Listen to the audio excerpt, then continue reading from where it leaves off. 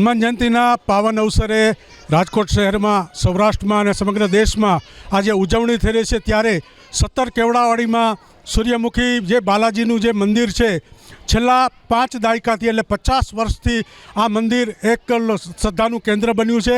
સાથોસાથ અહીં એક મહત્ત્વની વાત એ છે કે દર નવરાત્રિ અને આ હનુમાન જયંતિના દિવસે સૌ લતાવાસીઓ એ ભેગા થાય છે અને એક અનેરો આનંદ સાથે એક મહાપ્રસાદનું પણ આયોજન કરે છે। સાથોસાથ નાના બાળકોને અલગ અલગ પ્રકારની વેશભૂષા સાથે વિવિધ કાર્યક્રમો પણ સતત કરવામાં આવે છે।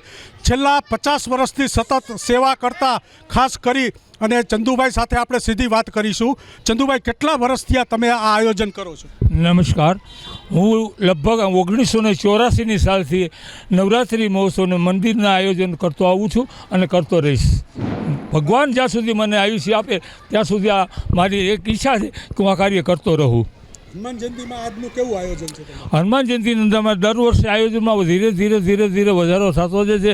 અત્યારના આયોજન પ્રમાણે દાદાને અનકોટ ધરેલો છે, દાદાને શણગાર સજાવેલો છે અને 1000 થી 1500 માણસની રસોઈ બનાવીને પ્રસાદ તરીકે પીરસવામાં આવશે। આજે ખાસ કરીને આખા વર્ષ દરમિયાન કેવા ધર્મના કાર્યક્રમ કરો છો? ધર્મના કાર્યક્રમની અંદર અમે રામનવમી ઉજવીએ છીએ, શિવરાત્રિ ઉજવીએ છીએ, કૃષ્ણ જન્મોત્સવ છે, નવરાત્રિ મહોત્સવનું આયોજન અમારું મોટું હોય છે અને એક આ હનુમાન જન્મોત્સવનું આયોજન મોટું હોય છે અમારું। ખાસ કરીને તમારી મૂર્તિની બહુ પ્રશંસા થાય છે રાજકોટની અંદર કે સૌરાષ્ટ્રની અંદર। ચેલેન્જ મારું છું આ ટાઈપનું કે મંદિર હોય ને તો મને દર્શન કરાવો, મારે આ દર્શન કરવા છે। પહેલાં વહેલા એ કે આ મંદિરની અંદર, દરેક મંદિરની અંદર એક હાથમાં ગદા ને બીજા હાથમાં પર્વત ઉપાડેલી મૂર્તિ બધે ઠેકાણે હશે। અહીંયા આ હનુમાનજી મંદિરની અંદરથી 10 વર્ષ પહેલાં વિરાસનવાળી મૂર્તિ બિરાજમાન કરવામાં આવી છે અને બીજું કે આ મંદિરની ઉપર 1100 કિલોની સુવર્ણ ગદા કમ્પ્લીટલી આખી ફિટ કરવામાં આવી કે કોઈ પણ મંદિરની અંદર આ ટાઈપની ગદા અને આ ટાઈપની મૂર્તિના દર્શન મેં ક્યાંય કર્યા નથી હજી સુધી।